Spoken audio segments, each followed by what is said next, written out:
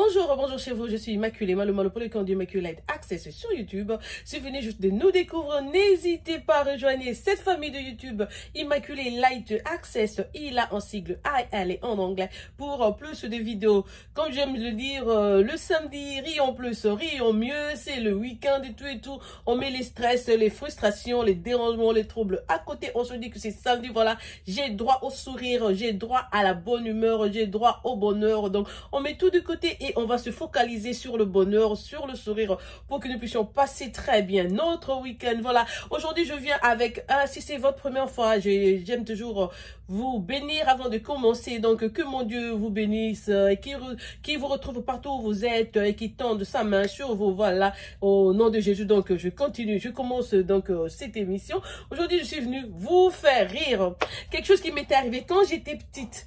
Ma maman fut une maman qui contrôlait, parce que après avoir eu 11 enfants, moi je suis 8e de la famille. J'avais donc 5 grands frères, 2 grandes sœurs. Évidemment, tout le monde n'habitait pas à la maison à la même époque. Il y avait ceux qui allaient à l'internat, d'autres qui étaient au home à l'université, et nous qui étions petites filles donc dans la maison. C'est souvent mon grand frère Damien qui est à Londres, et Manchester Congo, c'est lui, c'est mon grand frère. À part Damien, il y a donc moi, et puis il y avait mes sœurs jumelles, Lisette, Prisca, et puis la cadette donc Nina. Parfois d'ailleurs ma soeur cadette partait avec ma maman, parce que ma maman allait faire le commerce à l'intérieur vers l'Angola, à la frontière, là, et tout, elle allait toujours vendre des histoires pour subvenir à nos besoins, parce que mon papa était enseignant, il n'avait pas assez pour élever 11 enfants. Voilà, donc, alors un jour, à l'insu de ma maman, ma tante m'appela. Je vais taire son nom, elle va se reconnaître, elle est encore en vie, elle est un peu âgée aujourd'hui, mais ça va, elle m'a fait ce truc que j'ai jamais dévoilé ça à qui que ce soit, j'en ai jamais discuté avec qui que ce soit, mais jusqu'aujourd'hui, ça avait laissé des points d'interrogation. Je me demandais seulement, mais pourquoi elle m'a fait ça? Pourquoi elle devait le faire à l'insu de ma maman? Pourquoi elle n'avait pas discuté avec ma maman avant de le faire? J'avais donc, disons, j'étais en train de jouer avec ma cousine et tout, on a grandi ensemble et tout. Elle était un tout petit peu plus âgée que moi. Donc, on jouait dans la parcelle du coup. Ma tante m'interpelle et puis elle m'amène derrière la maison. Carrément, je l'ai vue donc avec le gingembre en main.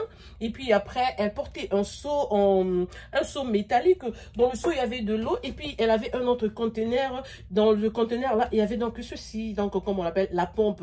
Donc elle avait du gingembre et la pompe, je sais pas pourquoi. Et donc quand on confond, je l'ai suivi, j'ai cru qu'elle allait me demander peut-être de tenir le seau pour elle ou quoi que ce soit. On arrive derrière la maison, elle me dit seulement ne bouge pas, si tu bougeais je vais te taper aujourd'hui. Elle prend ce gingembre entre 2 cailloux, elle prend l'autre caillou, elle commence à piler, c'était flat et tout, c'était fait, et puis elle prend ça, elle met dans le conteneur en plastique, avec ses doigts, elle mélange l'eau, elle prend la pompe, pouf, elle appuie et elle tire, c'était plein. Du coup, elle me tire par force, elle me met sur ses genoux, sur ses cuisses là, elle losse ma jupe, on lève le caleçon avec la pompe, elle m'a purgé. Et puis après, elle me serre la main, elle me dit, tu ne fouilles pas, tu restes là. Et jusqu'à elle m'a demandé, déjà quand j'ai quitté ses cuisses, me mettre là debout, mes orteils, tous mes doigts tremblaient comme ça, comme si je sentais la terre bouger, comme s'il y avait tremblement de terre quelque part là. Mes orteils là bougeaient, j'ai eu peur. Et dès qu'elle m'a laissé, elle me dit, ne va pas aux toilettes, mais non, si tu vas, parce qu'on était non loin de la toilette. Elle me dit, si tu vas, si tu entres là, je vais encore te taper plus. Alors quand elle m'a lâché, j'avais pas de choix. J'ai commencé à faire la ronde de leur maison. C'était comme une grande maison. J'ai fait la première ronde, deuxième fois, et puis troisième tour, je n'en pouvais pas. Elle voulait m'attraper comme ça, je l'ai esquivé. Elle m'a suivi. Il y avait un petit couloir avant d'entrer. Il y avait 3 portes de toilettes. Il y avait 2 douches et puis il y avait donc une toilette. Je devais aller donc à la dernière porte. Elle m'a attrapé jusqu'à ce petit couloir là. Et là sur elle, j'ai lâché. J'étais confond, j'ai lâché sur elle comme ça. Elle a crié, elle m'a fait quelques tapettes là, mais c'était tard, donc je suis même pas allée dans la toilette. J'ai fait ça sur elle, sur ses mains et tout. Oui, j'avais fait ça. Et alors, je commençais à pleurer là, parce que je sentais toujours, il y avait la flamme qui se dégageait de mes yeux, de mon nez, des oreilles. J'ai dit, mais la dame, si elle m'a empoisonné, elle m'a tué, pourquoi elle devait me purger? Qu'est-ce que j'ai fait? Alors j'ai commencé à pleurer, je lui ai dit, toi tu m'aimes pas, je savais, attends quand ma maman va rentrer, je vais t'accuser, tu verras et tout. Ma maman était au marché. Elle me dit, si tu disais quelque chose à ta maman, tu verras comment on va se battre avec ta maman là aujourd'hui. Et puis après, tu verras comment je vais te flageller avec un fouet. Ce que je vais te faire là, tu dis à personne, quand tu vas grandir, tu vas comprendre que c'est utile, que tu en avais besoin et tout. En fait, c'est seulement pour enlever la saleté et tout. Au lieu qu'elle me dise, c'est pour... détoxifier, c'est des détox, donc pour détoxifier le corps et tout, c'est pour carrément nettoyer l'intérieur, le gut, nettoyer l'estomac, les intestins et tout. Non, Elle me dit, non, non, non, c'est pour les hommes. Quand tu seras grande avec les hommes et tout et tout. Moi, je dis, c'est pour les hommes. Comment? Moi, je vais pas au boulot, je travaille pas. Les hommes, comment, là? Elle insistait là, non, c'est pour les hommes. Quand tu vas grandir, tu vas me dire merci, c'est utile et tout et tout. J'ai dit, non, même quand elle parlait là, moi, j'avais ma main comme ça. J'attachais seulement, je gardais là parce que je sentais que je voulais encore faire, mais il n'y avait plus rien. Tout était nettoyé. J'avais plein de larmes et tout. Je l'ai détesté ce jour-là. Je dis, c'est quoi cette histoire? Pourquoi la moi boit ko tungolanga la pompe boy maman la biso azateur ko pesa la pompe ya tanga oui c'est boy. Alors c'était fini, elle était partie. Alors ma maman était rentrée du marché, elle faisait toujours des tours chez nous. Elle me regardait là, elle me toisait là, elle disait Meka Okoyeba. Essaie seulement de dire à ta maman, tu verras. Essaie de dire à ta... Parce que ma maman allait au marché chaque jour, entre 10h et 12h. Elle était déjà pas... Entre 9h et 12h. Ma maman était toujours au marché. Donc, elle avait toujours la chance de me rattraper en ce moment-là. Alors, je vous dis que cette histoire, je l'ai gardée toute ma vie. Donc, ma première fois d'en parler, c'est sur cette vidéo. Je n'ai jamais dit ça à qui que ce soit, ni à mes petites sœurs, à mes grandes sœurs, à mes frères. Je n'ai jamais dévoilé ce secret. Vous voyez comment les gens nous bombardent là. Elles font des choses aux enfants, d'autres violent les enfants, ils abusent et tout, puis ils te disent non, garde le secret, ne dis pas à qui que ce soit jusqu'à ce que... Eh, mais voilà aujourd'hui, maman, à cet âge, ma maman morte, la longue ego, il y a longtemps que ma maman est partie, elle est morte en 2000. J'ai même pas dit ça à ma soeur Rita, Yvette ou à qui que ce soit. Aujourd'hui, je mets ça sur YouTube parce que j'ai grandi aujourd'hui, je rigole sur moi, je dis, ah, mais bon, évidemment parce qu'aujourd'hui j'ai compris, j'ai dit, mais... En fait, c'est elle qui ne savait pas que c'était pour détoxifier seulement le ventre.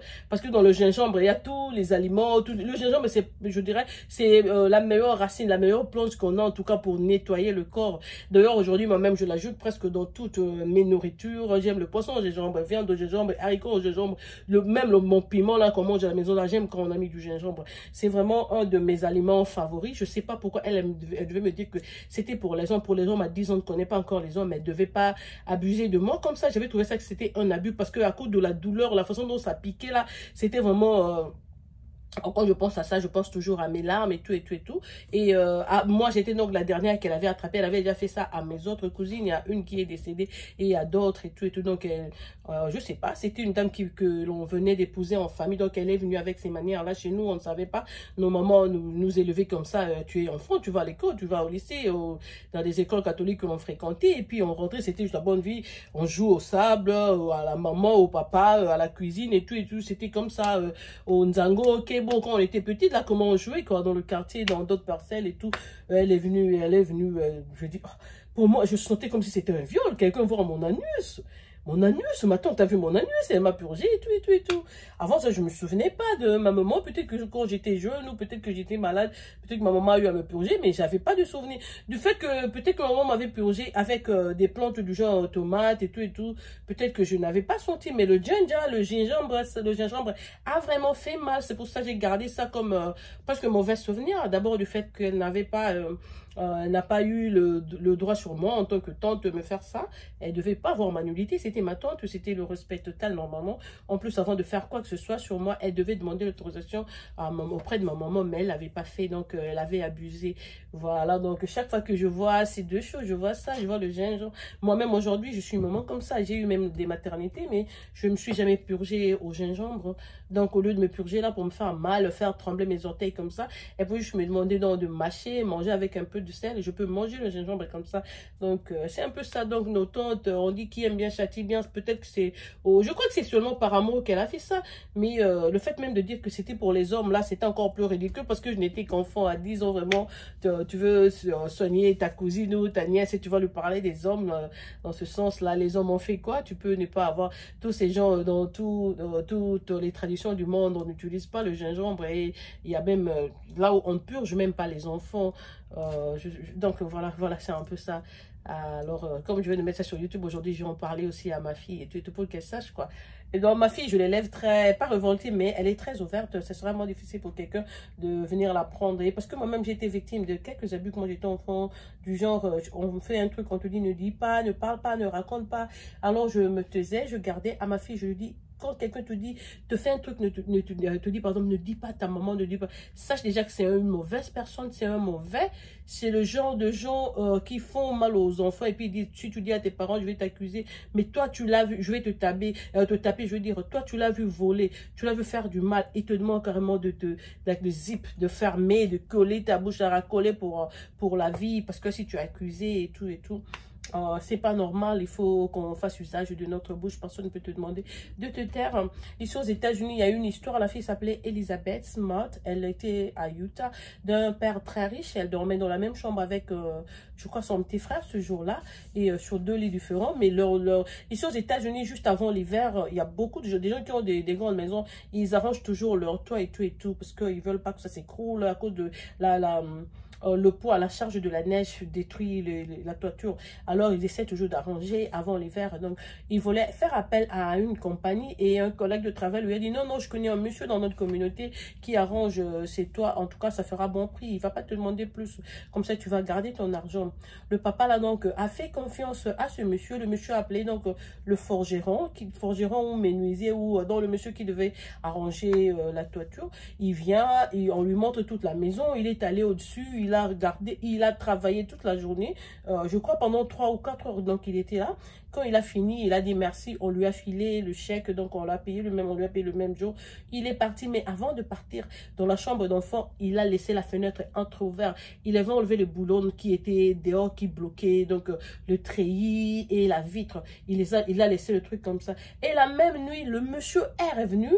Quand il entrait par la fenêtre, le petit dormant a ouvert les yeux. Il a vu que c'était... Il dit, chut, ne dis rien. Si tu dis quelque chose, je vais te tuer. Et pas aujourd'hui, pas demain, jamais dans ta vie. Le jour où tu ouvriras ta bouche pour dire à tes parents que tu m'avais vu ici, c'est ce jour-là que tu vas rendre âme. Le monsieur est entré. Il a mis la main sur la bouche de la fille, il a aspiré de quelque chose, il a mis la fille sur les épaules et descendu avec la fille. Donc, par la fenêtre, la Jeep était en bas, il a démarré, il est parti. Donc, on a cherché Elizabeth Smart pendant des années. Les informations à la télé, on en a parlé, la famille était désespérée.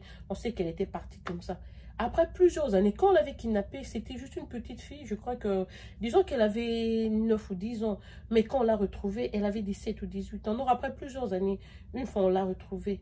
Parce qu'en ce moment-là, la famille a fait presque, si on dit funérailles, on a tout organisé, on a beau prier, on a cherché dans les vallées comme ils étaient à Utah, partout là. On ne l'avait pas retrouvée. Mais un jour comme ça, à table, on était en train de manger, l'enfant du chemin, son papa. Ah, tu sais que le monsieur qui avait arrangé la toiture, c'est lui qui était rentré la nuit et il était sorti avec Elizabeth. Le parent dit non, ils ont considéré ça. Le papa a appelé 911, la police est arrivée, il a dit, ça c'est ce que notre fils vient de dire. On demande au garçon, tu te souviens de ça? Directement au policier, il dit non, il m'avait dit de ne rien dire. Mais ses parents, il dit oui, il m'avait dit si j'ouvrais la bouche. Alors la police a mis des gens sur toutes les routes et tout ce jour-là, on devait fouiller toutes les maisons. Et eux, ils ont entendu ce émergence-là, comment on appelle ça j'ai oublié, il y a un nom d'une fille qui était kidnappée aux États-Unis. Souvent, on a ça sur le cellulaire quand on kidnappe un enfant. On envoie le message, j'ai oublié comment ça s'appelle. Amber Alert. Amber, c'était une fillette qui était kidnappée et tout. Je crois qu'on ne l'avait pas retrouvée. On avait retrouvé son corps. Donc, quand il y a cet appel d'urgence qui entre, on dit Amber. Donc, on a nommé ça après le kidnapping de cette fille-là. Donc, on a mis Amber Alert à Utah. Alors, on a bloqué toutes les allées, toutes les avenues et tout. On devait fouiller ces maisons et on est allé donc dans la maison du monsieur. Lui, il avait aussi reçu le message sur son cellulaire pour faveur de la Jeep avec la dame. Ils se déplacent. Là où ils se sont déplacés, ils sont arrivés dans une boutique. Donc, c'était dans une alimentation pour acheter des trucs à manger. Et puis, la fille, on lui faisait porter des foulards et devait couvrir tout son corps et tout, comme si elle était musulmane, eux-mêmes aussi. Mais pendant qu'ils étaient en train d'acheter les histoires, la fille Elisabeth a fixé de regard la dame qui achetait à côté. La dame demande, mais le regard, donc par le regard de la dame, elle voulait dire qu'elle avait des problèmes. La dame maintenant a appelé la police que venez dans tel magasin. En tout cas, une fille m'a regardé comme si elle avait peur. Je crois qu'elle a des problèmes. Donc la police arrive là, leur Jeep voulait juste quitter. On les a interpellés et on leur a demandé de s'arrêter. On regarde, on a reconnu Elisabeth. On lui pose la question comme ça. Elisabeth commence à parler en parabole comme s'il était Jésus. Tout ce temps qu'on l'avait kidnappé, ces jours-là lui ont parlé de la Bible comme si le monsieur était Jésus, l'autre là était ceci, cela et tout, et tout. Pendant ce temps, ils ont abusé donc de la fille et tout. C'était un peu ça l'histoire. Donc, toute l'année, toutes ces années-là, le petit frère, frère avait eu peur parce que on lui avait dit, si tu disais la vérité, on va tuer ta soeur et puis toi, on te tue. Pendant donc 7 ans, 8 ans, elle a gardé cette vérité-là jusqu'au jour où il a eu le courage de le dire à ses parents. Et c'est ce même jour-là qu'on avait retrouvé la fille.